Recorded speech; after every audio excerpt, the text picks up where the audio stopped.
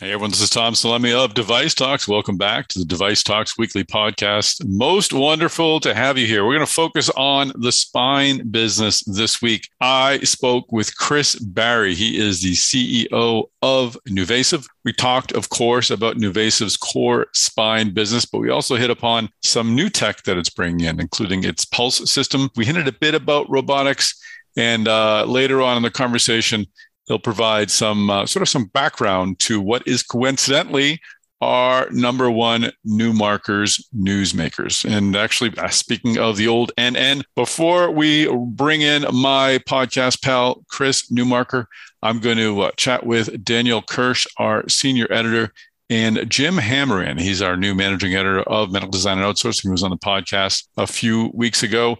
We're going to talk about our recent issue of Medical Design and Outsourcing. It is centered on women in Medtech. As Danielle will point out, it's an issue that we've done several years now, and we'll review some of the people profile, but also some interesting findings that Danielle dug out. So great conversation with Jim and Danielle. So we'll talk to them first. We'll bring in Chris Newmarker. We'll hit part one of my interview with Chris Barry, finish up the Newsmakers because number one is relevant to our interview with NuVasive, and then we'll finish up strong with part two of the Chris Barry interview. Before we begin, though, I want to let you know that we'll have a Device Talks Tuesday on Tuesday. It's brought to you by Xometry, and the topic is digital manufacturing for medical device prototyping. For more information, go to devicetalks.com. All right, you ready for this? Ready.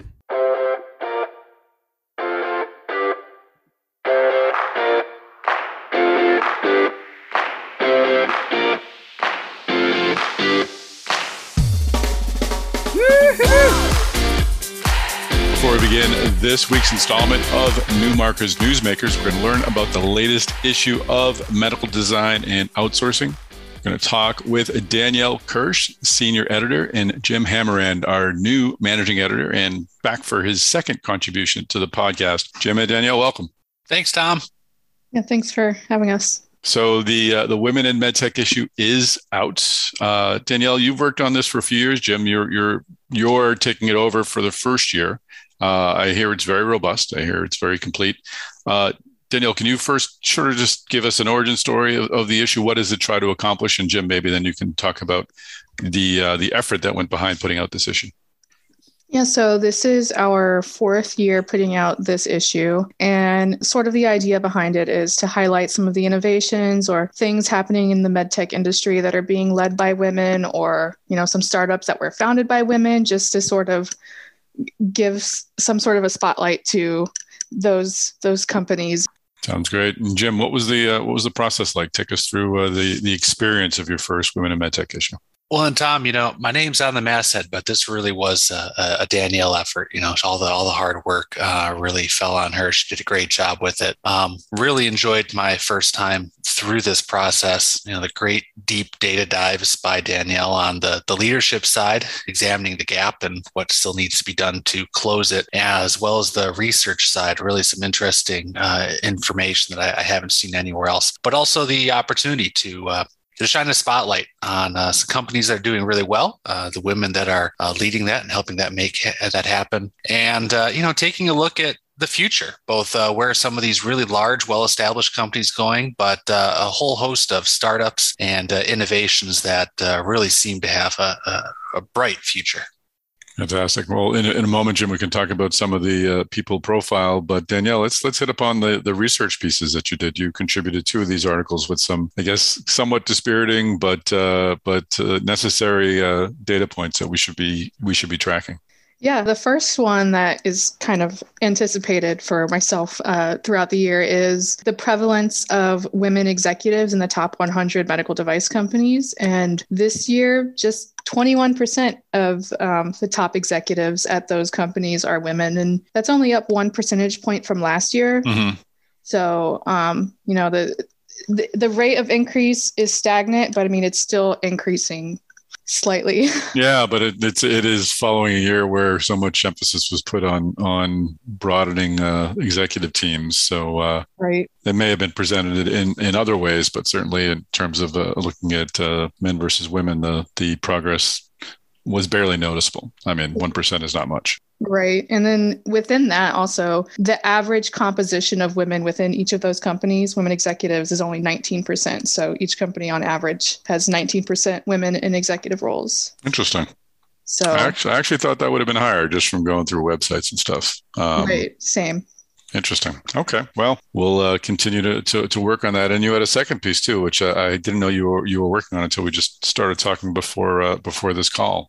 Tell us about that. Yeah, I went through some of CMS's open payments data and sort of looked at the data from some of the top 20 medical device companies in the world and tried to figure out how much funding for research that they give to women physicians. So this was a lot of, downloading the data, looking through all the physicians, Googling everyone, just to see what was going on. And among all that data, I found that only 6.7% of physicians who received research payments from those largest medical device companies were women. Wow. Yeah. Jeez. And on average, the women physicians received 15.7% of payments from each Medtech company.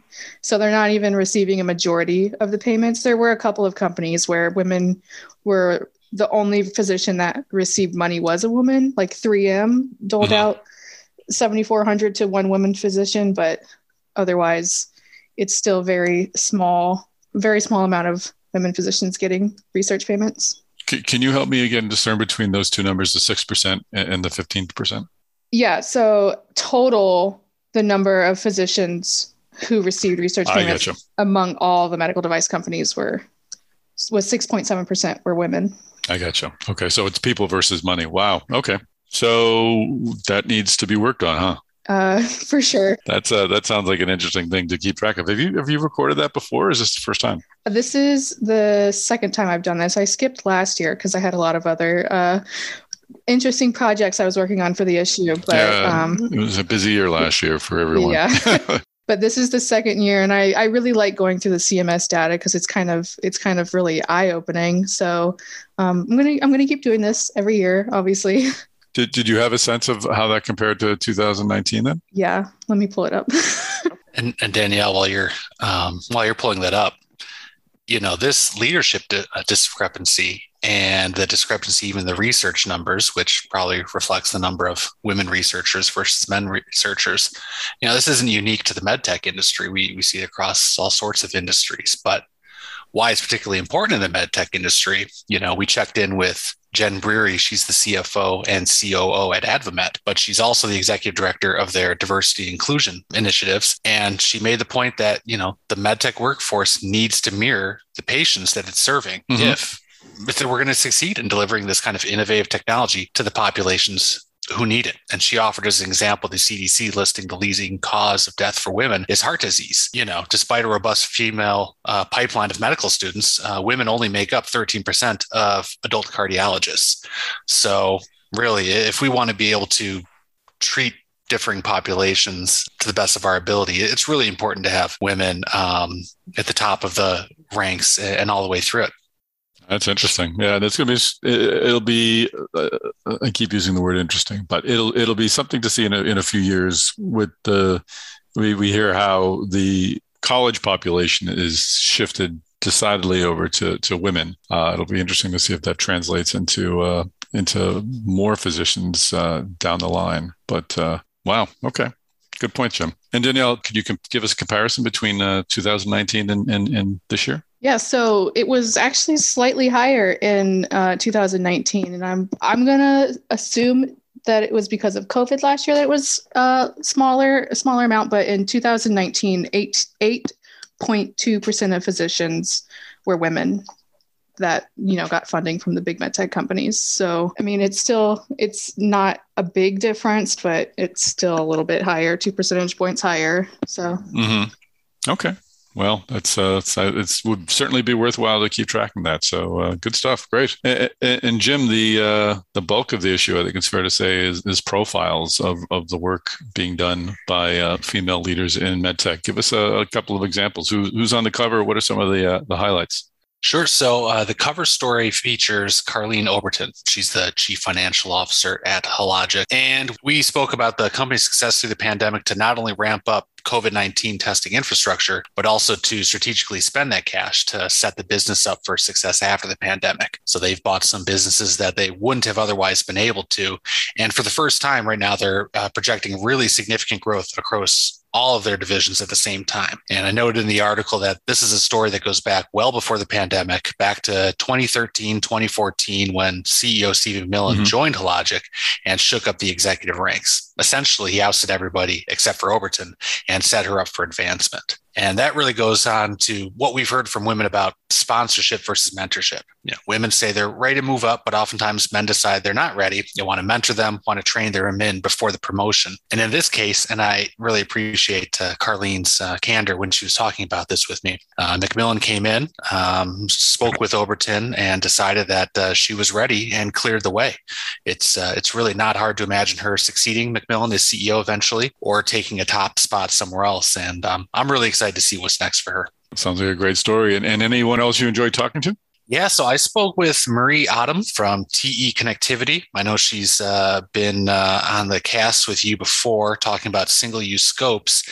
And so I asked her if she wouldn't mind just talking with me a little bit about how an engineer like her, she works in TE's advanced technology group. So they're trying to figure out what their customers are going to need in the future. So I asked her, how do you find inspiration? How do you draw upon different sources to drive innovation and drive that creativity? So we talked a little bit about what kind of settings are best for creativity. She always enjoys having natural light, looking out on some scenery.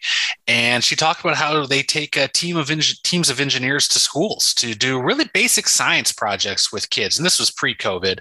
But before they would go to the classrooms to do these science experiments, the kinds where, if you remember, using a potato and a light bulb and using the potato to light up the light bulb. She sits down with these teams of engineers from her company, and they do these experiments together before. And so these are really advanced engineers tackling elementary problems and having a lot of fun and getting those juices flowing. And so I think especially for a lot of teams that have been working remotely, working from home, haven't had that kind of in-person interaction, she offers some advice for still remaining creative, still finding inspiration, finding sources of innovation from the environments around us and from members of our team who we might not be seeing face to face, but there's still ways to connect. And Danielle, overall, how many people were profiled in this issue? We have over 24 people that we have profiled. All right. Excellent. Well, it looks fantastic. It's a very robust issue. And where can folks find it, Jim? Readers can go to medicaldesignandoutsourcing.com and go to our digital edition. They'll find it. They'll also be in the mail shortly. All right. Well, thank you both for joining us on the podcast. Great to have you back. Thanks for having us, as always. Yeah, thanks. All right, we're here with my pal, Chris Newmarker, executive editor of Mass Device. Chris Newmarker, how are you, sir? Doing well, man. Doing well. Good to be here. Great to have you, Chris. I am boosted.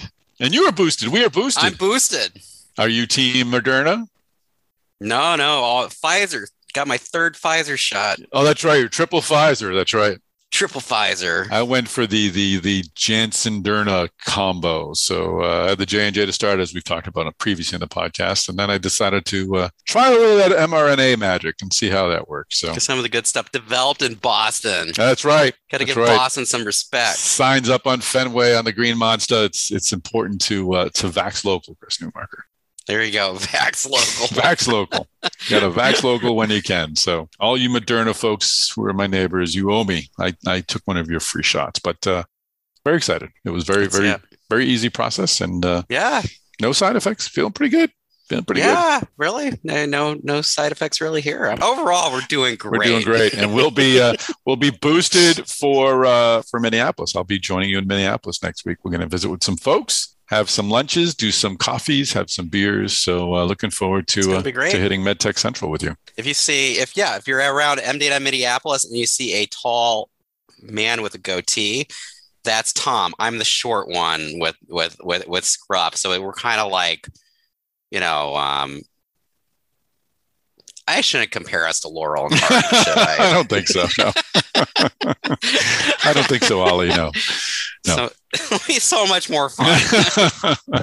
Say hi to us. We might even record a little thing at the show. It'll be great. Yeah, and if you're in the Minneapolis area and you want to get together, shoot us, connect with us on LinkedIn and say hi. We'll have some time. I got some things I need to do, but maybe we can get a little meet and greet going somewhere at some bar, someplace. So I don't want to overcommit, but it'll be fun to see folks out there in the Medtech hub that is Minnesota. So, Penta. My gosh, man, how long has it been since I've seen you in person? It would have been Device Talks West, December 2019, right? No, wow. And we had our company meeting January 2020. So, wow. And you didn't go to MDM West in February when we all were making our COVID jokes. You weren't there for that. Yes, I managed to miss that. Yeah, didn't go to a giant show. Yeah. Better not shake hands. Yeah, that didn't work out. That's why I'm at 2 years, man. Well, this will be great. Yeah, it'll be good to see each other and be good to see Minnesota. So, all right, great. Well, we've got some news as always this week. We're going to go through our Newmarker's Newsmakers. I already spoke with Jim Hammerand and Danielle Kirsh about the women in medtech issue for medical design and outsourcing. So, but we've been churning out great stories on Mass Device and our other news sites. So, Chris, what is number 5 on the Newmarker's Newsmakers? Well, number 5 on the list, we've got Avail Medsystems. They've brought in Ryan Magnus as their president, and Ryan comes to them from Varian, which Siemens Healthineers acquired earlier this year in a $16.4 billion deal. But Avail, they're doing some interesting stuff. They've got, their big thing is audio and video telepresence platforms. Mm-hmm. We've written a lot about how hot that technology is right now. It's we had Explorer doesn't do exactly the same thing, but they're tangential to this, and they got acquired. And of course, we've had Proximie on the podcast as well. So it's an area we've covered, and it's one of those industries that emerged from the pandemic, and is clearly not going to unemerge for sure. Yeah, exactly. I suspect that medtech salespeople are going to really want to get more in-person meetings going as we get out of this pandemic. But there's just some things that I think I suspect that doctors really appreciate being able to, do virtually, especially like training or, sometimes, monitoring, operations or whatnot. So, I think you're right. This is here to stay. Yeah, I know the physicians clearly aren't traveling. AAOS was supposedly deserted, mostly just orthopedic salespeople there. And TCT, I think, is happening right now.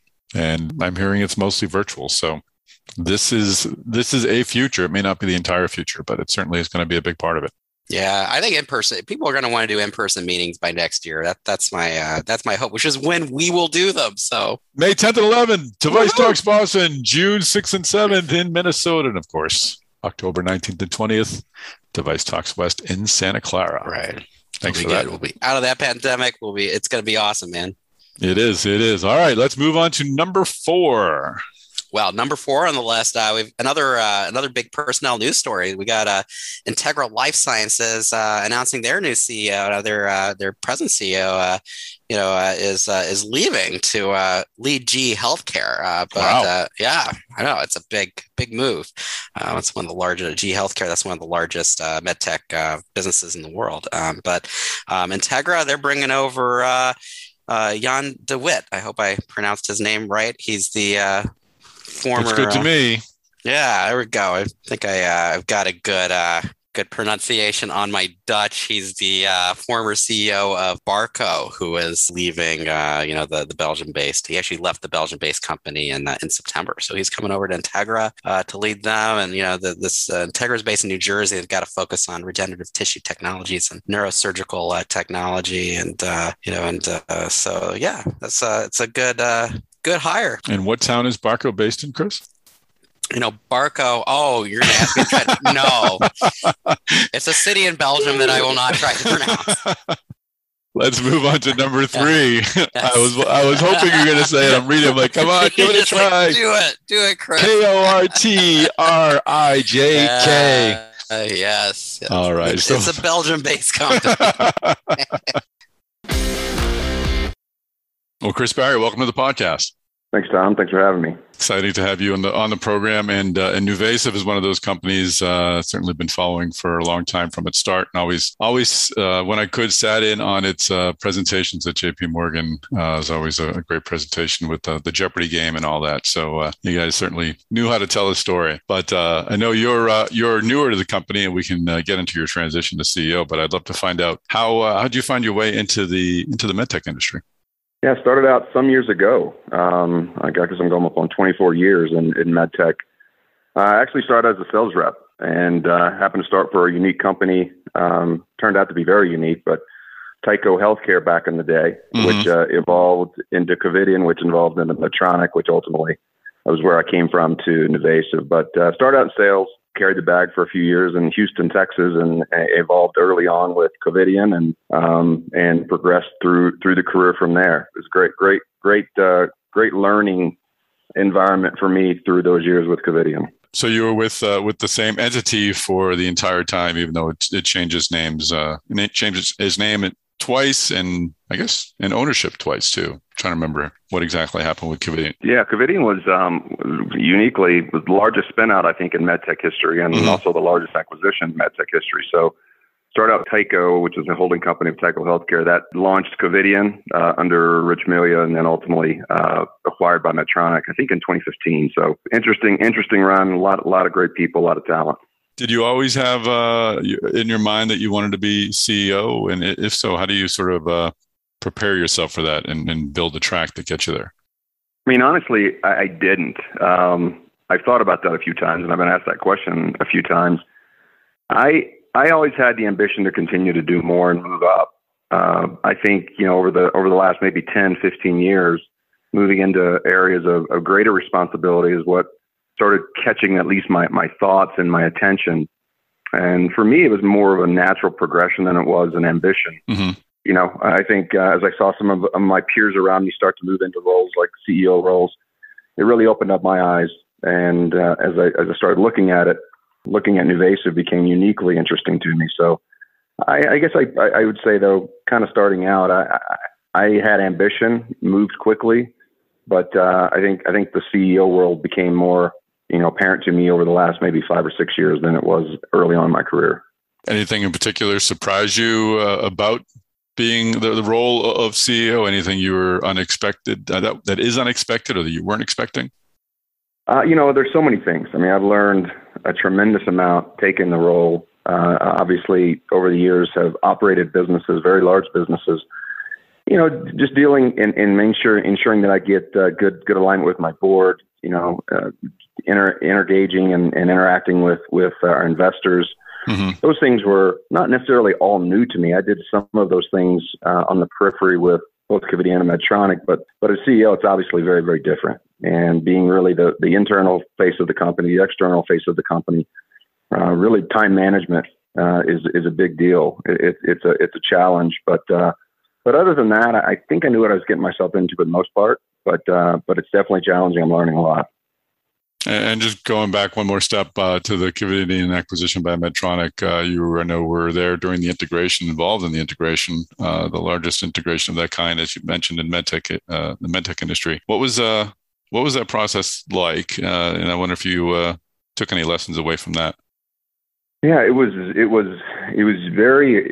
actually very exciting. I thought the leadership from Medtronic did a nice job. They had some really, I think, quality leaders on their side, maintain, I think, the right leadership within the Covidien group that was being integrated in. In many ways, it was treated like a merger, and in that way, it was very, wasn't necessarily threatening to our employee base. It obviously comes with challenges. There were synergies to reap along the way, and those things are always tough and challenging to manage through. But generally speaking, I learned a lot. I learned, I guess, a lot of empathy, and the way I saw the group integrate the Covidien group in, really embracing us and embracing our culture. So overall, I think I learned a lot about doing things the right way in that situation. I think there's a lot of ways those things can go. But I am and will always be impressed with the empathy and the embracing that leadership team showed the Covidien group as they brought us in. Fantastic. Well, let's talk about your transition to CEO. What did you know about NuVasive at the time, and how did the role become known to you, and what ultimately convinced you to take the job? I was working for a gentleman that had left to take another CEO role, and he had basically introduced me to a separate opportunity that he was sort of working that he wasn't going to pursue, which both sort of set me in motion, but also uniquely started down my pathway of pursuing opportunities outside of Medtronic. I looked at a few things and ultimately became aware of NuVasive. Early on in the process, met the former CEO, gentleman Greg Lucier. Mm-hmm. Greg and I spent some time together, and the more I learned about the company, the more intrigued I became. I just thought the company was in a position, sort of that early stage startup, disruptive company that had grown fairly quickly and grown fairly large, and it had a lot of parallels to some of the early experiences I had in my career. Early days of Valley Lab before Valley Lab became a part of the surgical business of Covidien, and just kind of ramping up business, scaling businesses. I looked at the company as a company that was in need of scale, but had foundational strengths, had strength in innovation, had a real strong culture, had a lot of talented people. So as I looked more and more I looked at the spine industry in general, tried to look at it from many angles as I could. I just felt it was a great fit for me and a place I could go and actually have positive impact very quickly. So that's what sort of led me down the road. It was I won't say it was a lengthy process because it's the only process I've ever been a part of, but to me it was lengthy. It was, it was over a bit of 6 or 7 months that we were in talks, and ultimately took the job in late October of 2018. So coming up on 3 years here this month. Yeah, no, we had Greg on the podcast, probably last year at some point. No, it was earlier this year, but anyway, you did move into a position at a company that had gone through some transition. Was it positioned and ready to go when you took a seat in the driver's seat? Well, there's always things to do. I think Greg did a nice job coming out of really some challenging times in the company, and did a good job stabilizing, bringing a really mature leadership presence to the company. I think my job was a little different. My job was then, all right, let's turn the page and move us forward. Let's set our sights on what the next 10 years of our journey looks like. And that's what I've been focused on, really scaling up our capabilities, restating our strategic direction, just restating our culture, really reemphasizing and redirecting. When I first came in, I looked at the walls of the halls and looked at the information around the inside of the company, and I saw things like $1 million startup. And we'd already kind of crossed that threshold. So we were clearly in need of what's next. We're not a $1 million startup anymore, but a company in need of what's the next horizon that we want to set ourselves and set our direction towards. So a lot of work that's been done over the last 3 years to really reset the culture, reset the primary objective, restate the strategy, shore up the operational capability, and move us forward. Give me your assessment of NuVasive, not in terms of quality, but just in terms of product offerings when you joined, because I want to get into how it's grown. We're going to talk about Pulse and your acquisition in cervical, but I kind of want to know what areas of the spine was NuVasive covering at the time, and then we can sort of understand where you have moved from there. So the company really was started in its inception as this disruptive lateral company hinged upon neuromonitoring capability. Instead of going from the front of the body or the back of the body, the ability to go to the side to do a lateral interbody fusion or what they call an XLIF. So the portfolio in many ways was really focused in that procedure, and I think far and away the most complete and the most advanced portfolio, whether you're talking instrumentation or the actual implantables, have done a really nice job of building out that business and that approach, which was great. It's really a strength for us still. We still have far and away market share within lateral. as I looked at it, though, I really did think then, okay, where are we as a company, and where can we go? If I look at that position, it's a very fast growing, minimally invasive approach to interbody fusion, but it's a smaller subsegment of the broader spine market. And although it's a faster growing and we have market share, there's other areas to go and focus on. So we spent our time expanding the portfolio in really 3 dimensions. And I say that the 2 that are portfolio expansion, the third is more geographic, but spent a lot of our time over the last 3 years repositioning the portfolio to take advantage of the cervical space, to enhance our position in areas like posterior, to engage and participate in this new enabling tech space, which I say it's new. It's not necessarily brand new, but new for NuVasive and somewhat new to spine, whether it be navigation, robotics, or any kind of technology that surrounds the procedure. And then geographical expansion. We're just scratching the surface on what we can do in the international markets. So the portfolio was well represented in lateral, but there, to me, a tremendous runway in other key segments of spine. And these are large segments. Cervical in itself is in its own right, is a $2.6 billion segment where we have, less than 5% share. So a lot of opportunity that we see to expand into a full line spine, provider. Are there any inherent benefits to being a spine only company? We see it 2 ways. We see Medtronic has its spine business. Zimmer Biomet has just spun out its spine business.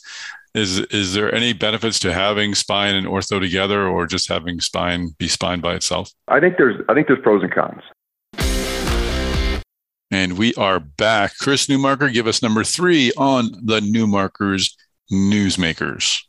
Number 3 on the list. This comes actually this is probably the earnings story that's gotten the most attention is GE Healthcare and GE. They had a street beating Q3. They raised guidance, but their CEO. GE CEO Larry Culp once again, repeated, talk about how their supply chain is, it's something they're definitely watching a lot. It's something that could give them headwinds.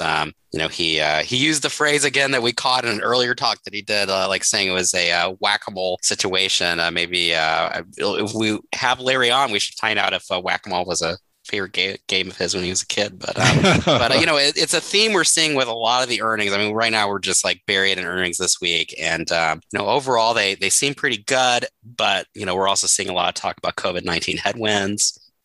A lot of these are third quarter earnings, so the Delta variant caused, especially in certain regions of this country like the South, caused health providers to cut back on elective procedures again. There's worries that at this point that healthcare workers are really burnt out. So, when are those procedures really going to recover? Because there's obviously problems at the health providers, and and then we got the supply chain problems, which we're seeing everybody talking about this now. That it's whether it's because of the pandemic or whatnot.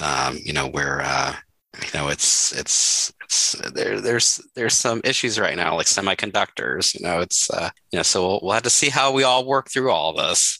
Yeah, I'm having a challenge in putting together the agenda for Device Talks Boston. Not a challenge as much as a question. If Device Talks Boston is going to be May, as I said, May 10th and 11th, and I'm not sure if these supply chain issues are still going to be a thing that we should be talking about in May, or whether it'll be passed at that point. I thought initially it would be passed, but I'm not sure. Our managing editor, Jim Hammerand, has some ideas on that. I mean, the stuff that he's been hearing from experts that right now we're seeing these issues with the pandemic, but there's something called climate change. Oh, I've heard about that. Yeah, that might. Fortunately, it's a hoax. So that's right. So it's all the supply chain problems are going to be just fine. Don't worry about it. It's all going to.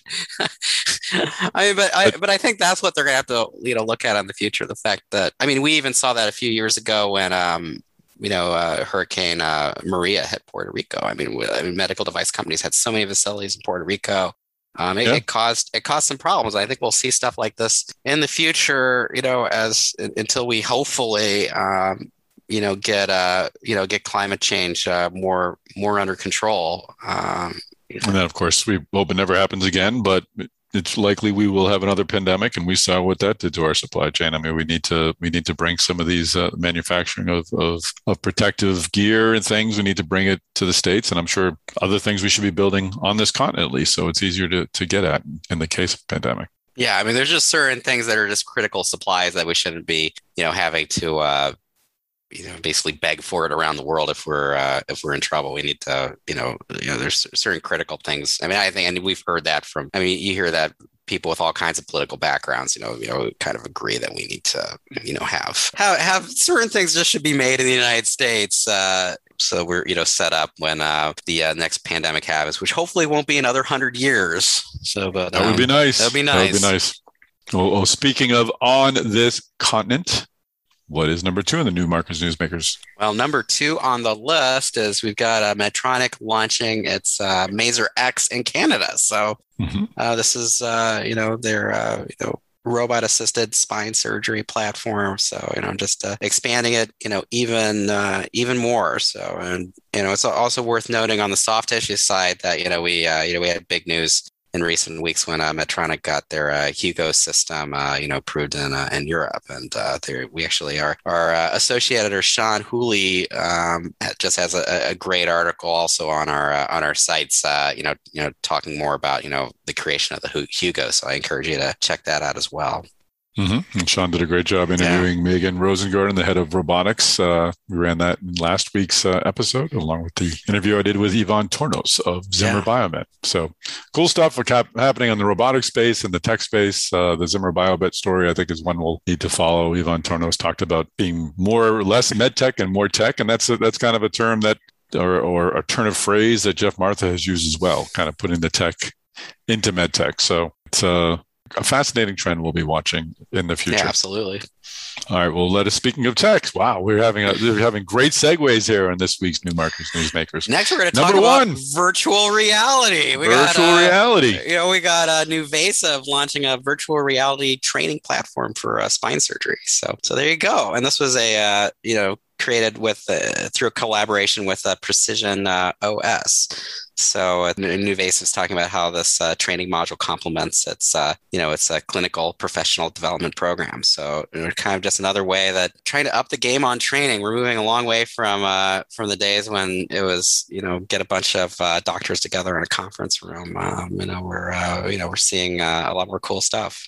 All right. Well, that is great. Number 1, Chris Newmarker, and as I said up top, this is a bit of a lead-in for part 2 of our interview with Chris Barry, the CEO of NuVasive. We'll hear about the rationale behind efforts like this VR program toward the end of the interview. So let's begin part 2 of my interview with Chris Barry, the CEO of NuVasive. Are there any inherent benefits to being a spine-only company? We see it 2 ways. We see Medtronic has its spine business. Zimmer Biomet has just spun out its spine business. Is there any benefits to having spine and ortho together, or just having spine be spine by itself? I think there's pros and cons. I think there's a primary benefit as we grow into a full aligned provider, because we have very clear focus, very, very strong conviction. Failure is not an option for us. So I think in that regard, at our size and scale today, it's a competitive advantage, and it allows us to move with agility. We're not necessarily trying to trade between businesses. We know what we need to do. I think the answer to that question in the long term is to be determined. For us, if we can, by full participation, by engaging with new technologies to further advance spine procedures, and through those actions, both by ourselves and maybe another few competitors, if that creates a more rational spine market and minimizes the number of competitors and creates a little more stickiness, then I think the spine-only concept could be good for many, many years to come. But I think through our efforts over the next 3 to 5 years, we need to create more stickiness with our business. We need to continue to become more for our customers and our surgeon partners and administrators and other key stakeholders that maybe we haven't sold our value proposition to. So we've got to work it out for us. But in the short term, I'd say it's a competitive advantage. I think we have to create that competitive advantage in the long term. Interesting. Let's move into your investment in cervical. This was identified as an area where you were underrepresented and an area you wanted to build your portfolio out into. How did you approach that? Did you look first for external opportunities? Did you first want to build an internal infrastructure for R&D? How do you move into an adjacent sector? Well, I think the first thing we did was we had some portfolio in spine or in cervical. We weren't completely not participating, but when we were really honest with ourselves, it wasn't overly competitive. So we also looked outside, and it was a space where there wasn't a lot going on. It was a large market dominated by a couple key players, but those players weren't doing a lot. So first and foremost, we overhauled the mainstay of that portfolio. We call it C360, but it's a comprehensive portfolio for ACDF, both anterior and posterior. And so we overhauled that entire portfolio, relaunched the interbodies associated with it, just did a full scale, really remake of that portfolio. That, I think, put us in a neutral to slightly advanced position. And then we started looking at the broader cervical market of what was the fastest growing segment in cervical, where was it growing, how was it growing, and two things that we saw. One that we've taken advantage of, one I think we continue to really look at. The first was from a portfolio perspective, there was a disruption that we saw kind of taking shape over the last several years with the CTDR, which is a cervical total disc replacement, artificial disc replacement in the cervical spine. And that segment was growing pretty quickly, and it was cannibalizing some of the ACDF procedures, maybe not as fast as what some people had maybe thought a few years back, but not a lot of competitors out there. And we took interest in a company called Simplify Medical sometime late last year, early this year, if I'm getting my dates right, and took advantage of that acquisition. So that's put us in a position to now participate not only in the really historical ACDF market, but now the CTDR market.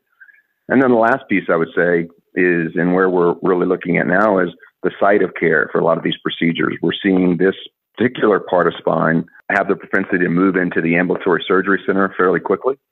So we're preparing and looking for ways to better position our organization to be able to support procedures in this location. So I'd say, to answer your question, it was started out with organic development. It's not that far removed from what we do in lateral, slightly. So we had some learning to do there, but then complementing that portfolio with some acquisitions and ultimately going out and seeing if we can engineer site of care opportunities that align with our customers' desires. So you closed on the Simplify Medical deal in February, at least announced it then. How would you characterize the size of the deal? Is it a large deal, a modest deal? It's a modest deal for NuVasive. I wouldn't consider a super large deal, but maybe moderate for our size and scale. For me, it was sort of the perfect deal for us. It allowed us to leverage our supply chain capability. The company had done a really nice job with product design, clinical data. We then took it, optimized the supply chain, ramped up manufacturing capability, and are applying our focus on education to that innovation. So I think it's a very, very nice model for us that fits really nicely with who we are and what we do.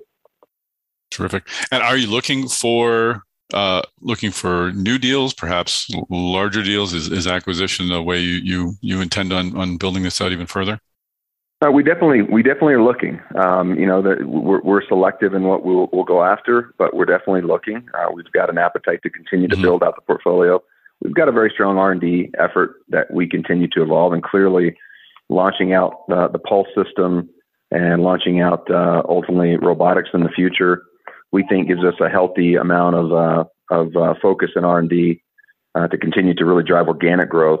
But we're always looking to complement that organic growth with outside, M&A. So we've got an active pipeline that we're managing, and see if we can pull some of those things through. Excellent. And great transition, great segue to Pulse. That's what I wanted to ask about next. So this is essentially your digital surgery platform. Can you tell us a bit about Pulse? Yeah, Pulse was is a very interesting concept that we're very, very excited about. Pulse is what we kind of consider really our innovation platform. It incorporates a lot of different technologies, some that have been available in the market for some time, but quite frankly just aren't utilized. So our thought was, how do you build more of a hub in spine surgery to build a platform that can be used across a multitude of applications that can incorporate a multitude of technologies? So I know it sounds tired, but it's sort of the smartphone of the operating room is the way we think about it. It houses, with a single user interface, it houses our navigation capability. It houses our intraoperative planning capability. It houses neuromonitoring. It houses LessRay, which is a technology that we purchased some time ago that I never thought we actually, have exhibited the value that actually represents. But it's also extensible, meaning we can add technologies to it and continue to create that single user interface where a surgeon or an operating room nurse or a clinician can move from one application to the next in the same interface. It's an efficient workflow. And like I said before, it also enables us to continue to build upon the value of the platform. So we're excited about that, from that potential of building that hub, but also for us, Pulse extends the parameters of our innovation. Think about spine surgery today. You have to have instrumentation. I believe we have world-class instrumentation. You need tremendous engineering capability on your inner bodies. Clearly, your posterior fixation. You may have some peripheral types of technologies, biologics, other things that we'll build upon. But now, in our proceduralization strategy, when we say, hey, no independent or individual technology necessarily creates the best surgery, they all have a part to play. Now we can extend the parameters of our innovation by adding a navigation capability, a neuromonitoring capability, other technologies that really give us a multitude of new applications to really broaden out the effectiveness of our procedures. So we're excited about it. It's early days for us, but we're getting great response from our customers, and like I said, it's going to be a journey. We want the system to continue to grow in value as we add more application to it. And help me understand what it looks like and how it presents in the operating room. Is it a console of some kind? It's a console with a screen. It's got a separate small camera that keeps purview of the entire surgical field. So for navigation, other things, you've got some arrays and other technologies that help identify and give registration, so we know where we are. But yeah, it's a sleek design. It doesn't take up a ton of space, and like I said, we want to continue to build application to it. So unlike other individual technology, you roll them in for a part of the procedure and roll them out. We believe this can stay stationary for the majority of the procedure. You may need to roll in a CO spin or an O arm, but you'll be able to do that, move it out quickly, and still have the same system that you're operating within throughout the procedure. And how is it? Is it something that's affordable for an ASC, or is it for larger hospitals? Who's the likely customer for this? And I know you sold one recently, so maybe we could talk about just the commercialization. Yeah, it's primarily intended to go into the acute care setting, but it is priced at a point that we believe could move it into the ambulatory surgery center, and that's our desire we have. And we'll see how that goes. But as we stand today, we're really looking at the acute care setting for the system. But as I said before, we'll continue to explore opportunities in the ASC. And I should say, you announced that you did your first commercial cases of it. You may have sold more than one. I saw the release on September 30th. So, in leading up, you mentioned that this may be sort of a bridge to robotics, or maybe I'm mischaracterizing what Pulse may be. But tell us about what your plans in robotics would be. It seems as everyone has a plan for incorporating robots into their surgeries, or more and more people, not everyone. Yeah, it's definitely in our roadmap for enabling tech. And the way we think about robotics is an application within Pulse.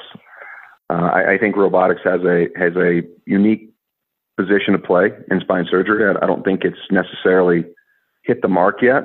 I think it's early days. Unlike other robotic Technologies, Intuitive Surgical, where I think they made some really major enhancements to certain procedures over the years. Still don't think we're necessarily there in spine yet, but I think us, like many other companies, are pursuing a new standard of care through robotic technology. So Pulse is important for us because we think it's the first step. Having a Pulse system, having an integrated navigation system, having other technologies incorporated in, and then having a robotic technology incorporated in, we think gives us a unique opportunity. So we're actively, in development of our robotic application. It'll be like I said before, a plug-in to the Pulse system. Mm-hmm. The software will integrate in, and then the hardware component of the robot will be added in as needed within the procedure. So we're excited about that. And then, as I said before, as you think about the proceduralization and the parameters of how we innovate, adding robotic capability into that mix, I think further enhances our capability and potential to really create new and more innovative procedural approach. I think important, the interbodies are important, the instruments are important, but as we think about new ways of doing procedures that are clearly enabled by robotic technology or integrated technology within a software platform, that's where I get excited, because things that you can't do today, whether you just don't have, the cognitive load of the surgeon or the dexterity or the information and the data that can now be captured and insights that can be delivered. You think about now a surgeon standing over a patient mechanically doing surgery with screws and drills. You take that out, and now you're kind of plugging in a software system between the surgeon and the patient. You interrupt that circuit between the surgeon and the patient, and you're adding in a capability. You can call it robotics, you can call it whatever you want, but what it actually does is it creates a smart opportunity. And now you can gain insight from technologies that exist around us today, but don't necessarily exist in surgery. And once you interrupt that circuit between a surgeon and a patient, then I think the game has a potential to really change and have much more predictable outcomes in the operating room. And just to be clear, you're developing this technology in-house, and have you given any sort of timeline as to when we may get a peak and when you may file for regulatory approval and such? Yeah, we've shown it a couple times in some smaller groups with some investors. Okay, but we're keeping it somewhat under wraps. We've talked about first in human next year. We haven't really given any finer points than that. We're working through the development timeline, but we don't feel like we're too far off. We're going to walk before we can run, and we're making sure that we've got things well established, and the timeline is very tight. So we're retiring risk as we move through this year and into early next. The regulatory pathway is more clear than it probably once was in robotics, but still not crystal clear. So we've been a little bit hesitant to talk too much about what the regulatory pathway looks like, although I feel like we have fairly good line of sight based upon there's other predicates in the spine industry that we can look at. Would it look like potentially an OUS then US sort of path, or would you look US first? I mean, that's the trend we're seeing now. I can't say for certain, but we're seeing. Recently saw Medtronic's robotic get CE mark, the larger system, the multi-quadrant system. Yes.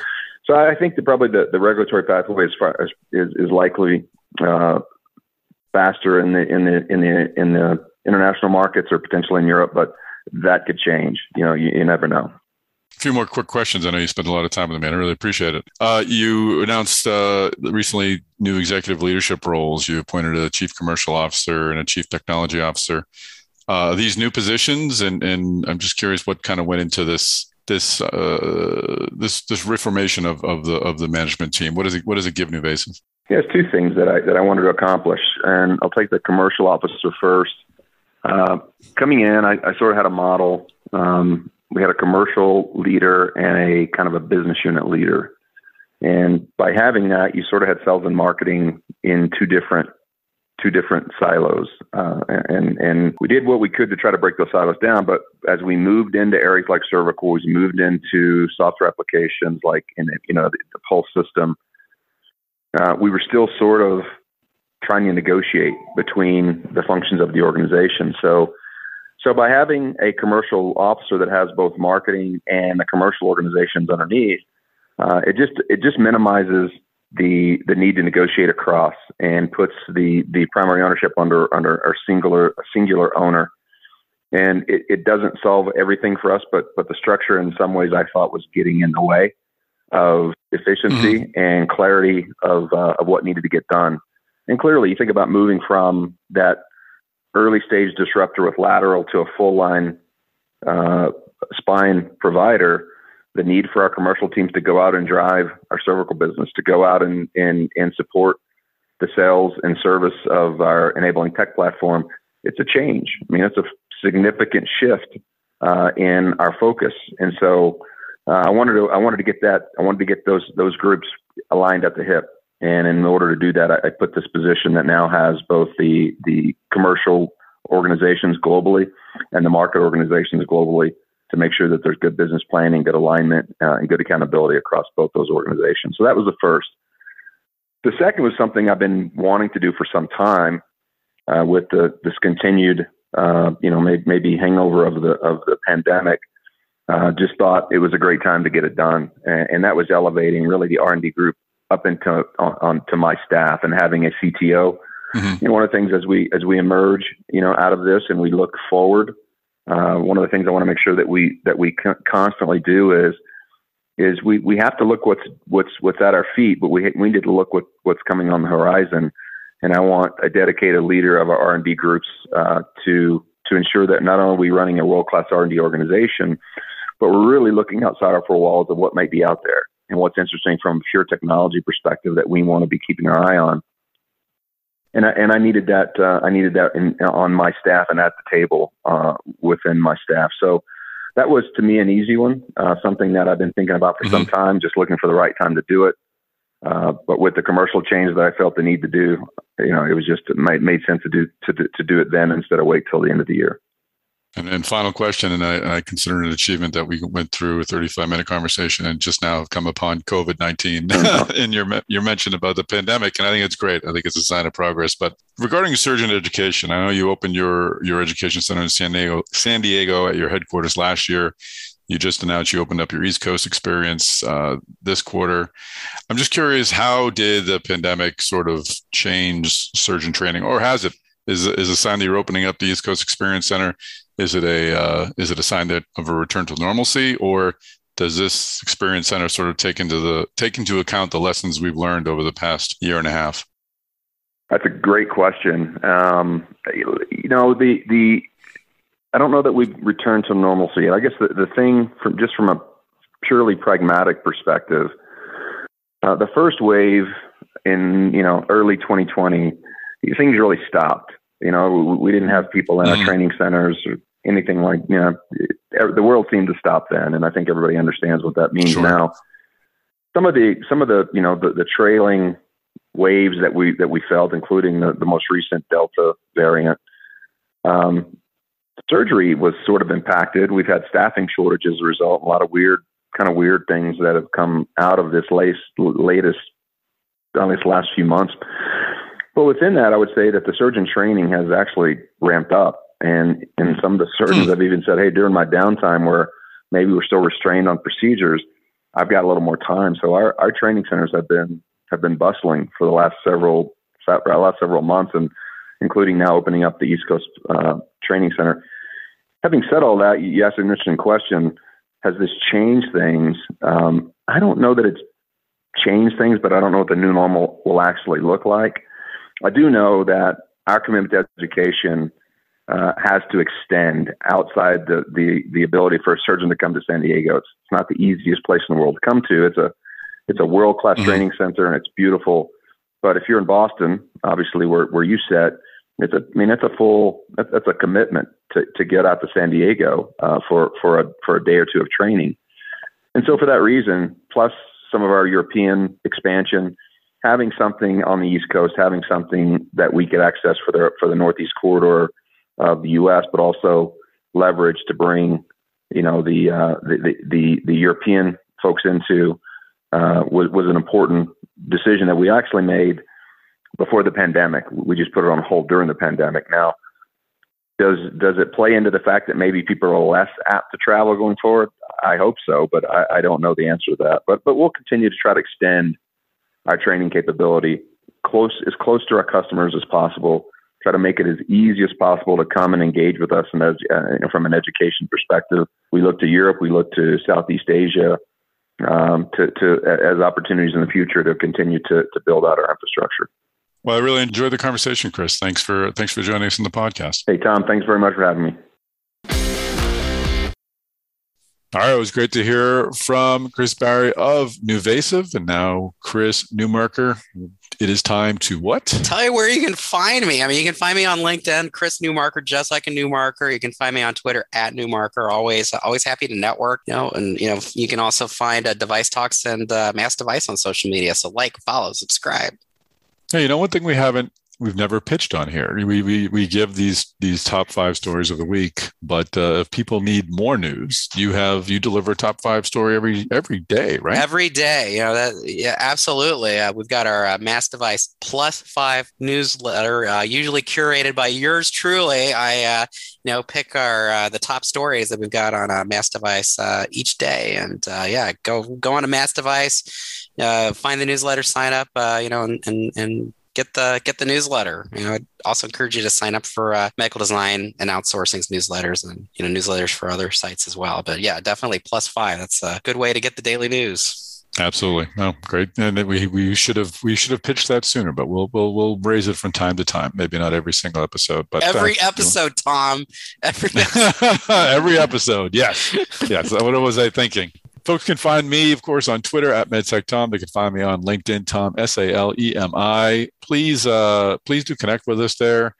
And we'll find a way to get the word out. If Chris and I are meeting anywhere, it'd be great to find listeners, meet listeners out in Minnesota, and maybe buy you a beer. And we'll see if our CEO is listening all the way through this podcast. I'm sure it'll be brought to my attention if I'm over promising in the beer. But what the heck? I'll have the company card. How many of you could actually show up? We'll see. But please do share this podcast on social media. Please do subscribe to this podcast, and you can do that on your podcast apps, rather. Amazon, Spotify, Google, Apple, and others. And please tell your friends. It'd be great to have more people listening to this podcast. So that's a wrap. Great talking to you, Chris Newmarker. Always a pleasure. It'll be great talking to you in person next week. I'm looking forward to it, man. I know. I'm so excited. Woohoo! And tune in next week. We'll have another great podcast for you. Maybe another episode of the Device Talks Weekly, but we'll be releasing our second episode of Intuitive Talks next week as well. So it may also be that. And that was very well received when we sent out our first episode of Intuitive Talks, our interview with Gary Guthart. And next week's episode is equally interesting. So keep an eye out for that. All right. That's a wrap. Thanks, folks. Yep. Happy Halloween. Remember to vote.